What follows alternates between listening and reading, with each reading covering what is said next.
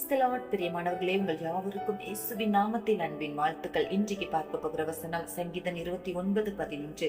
கர்த்தர் தமது ஜனத்திற்கு பலன் கொடுப்பார், கர்த்தர் தமது ஜனத்திற்கு சமாதானம் அருளி அவர்களை ஆசீர்வதிப்பார். எத்தனையோ பேர் தங்களுடைய வாழ்க்கையில பண பலம், பதவி பலம், அதிகார பலம், செல்வாக்கு பலம் இருந்தும் ஒரு நிம்மதி இல்லாமல், சரீரத்தில் ஆரோக்கியம் இல்லாமல், பலவீனத்தோடு, சமாதானம் இல்லாமல் எத்தனையோ பேர் தங்கள் வாழ்நாட்களை கழித்துக் கொண்டிருக்கிறார்கள் அல்லவா? ஆனால் கர்த்தர் தான் தமது ஜனத்திற்கு பலனை கொடுக்க முடியும்.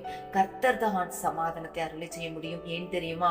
அவர் தான் நம்முடைய பாடுகள், வியாதிகள், துக்கங்கள், பலவீனங்கள் எல்லாவற்றையும் சிலுவையில சுமந்து தீர்த்ததுனால அவரால் மட்டும்தான் பலனையும் சமாதானத்தையும் தம்முடைய ஜனத்திற்கு கொடுக்க முடியும்.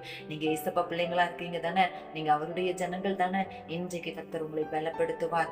இன்றைக்கு கர்த்தர் உங்களுக்கு சமாதானத்தை அருளை செய்து உங்களை ஆசீர்வதிப்பார். ஜெபித்து சோர்ந்து போய் இருதயத்துல சமாதானம் இல்லாமல், நினைத்த காரியத்தில் ஒரு வெற்றி இல்லாததுனால பலனில்லாத சூழ்நிலை இருக்கிறீங்களா? எல்லாவற்றையும் இழந்து பலனில்லாமல் இருக்கிறீங்களா? ஆண்டவர் இன்றைக்கு உங்களை பலப்படுத்துவார். அவர் ஐஸ்வர்யத்தை சம்பாதிக்க உங்களுக்கு பலனை கொடுப்பார். உங்களை பலப்படுத்துகிற இயேசு கிறிஸ்துவினால் நீங்கள் எல்லாவற்றையும் செய்து முடிக்கும்படி ஆண்டவர் உங்களுக்கு பலனை தந்து, கிருபையை தந்து, சமாதானத்தை தந்து உங்களை ஆசீர்வதிப்பார். இயேசு கிறிஸ்து இந்த உலகத்தில் வாழ்ந்த பொழுது தேவ சித்தம் நிறைவேறும்படி கெத்செமனே தோட்டத்தில் வேர்வை எல்லாம் இரத்த துளியாய் வெளிவந்து அவர் அவ்வளவு ஒரு ஆத்ம பாரத்தோடு வியாகுலத்தோடு ஜெபித்து கொண்டிருந்த பொழுது அவர் பலனில்லாமல் போய்விட்டார். உடனே வானத்தில் இருந்து ஒரு தேவதூதன் தோன்றி அவரை பலப்படுத்தினான் என்று லூக்கா 22:43 வாசிக்கிறோமே.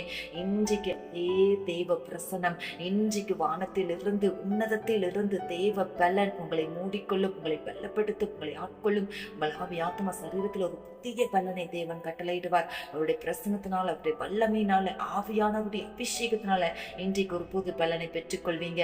இருதயத்துல தேவ சமாதானம், சிந்தையில தேவ சமாதானம், உங்கள் குடும்பத்துல, வாழ்க்கையில நீங்க கைட்டு செய்கிற எல்லா காரியத்திலும் ஒரு சமாதானத்தையும் ஆசீர்வாதத்தையும் தேவன் கட்டளையிடுவார். விசுவாசிக்கிறீங்களா? அவருடைய ஜனமாய் இருக்கும் பொழுது, அவருக்கு பிரியமாய் வாழும் பொழுது இந்த ஆசீர்வாதத்தை நீங்க பெற்றுக்கொள்வீங்க. இன்றைக்கு சொல்றீங்களா, ஏசப்பா இன்றைக்கு யார் யாரெல்லாம் பலன் இல்லாமல், சமாதானம் இல்லாமல் சோர்ந்து போய் இருக்கிறாங்களோ ஒவ்வொருத்தருடைய வாழ்க்கையிலும் உன்னதத்திலிருந்து தேவ பலன் ஒருவருடைய அபிஷேகத்தினால் நிரப்பி பலப்படுத்தும். எல்லாருடைய வாழ்க்கையிலும் சமாதானத்தை கட்டளையிட்டு ஆசீர்வதியும். வேண்டிக் கொள்கிற காரியத்தில் அற்புதங்களை செய்து மகிழ பண்ணும். இயேசுவின் நாமத்தில் ஜெபிக்கிறோம் பிதாவே, ஆமென்.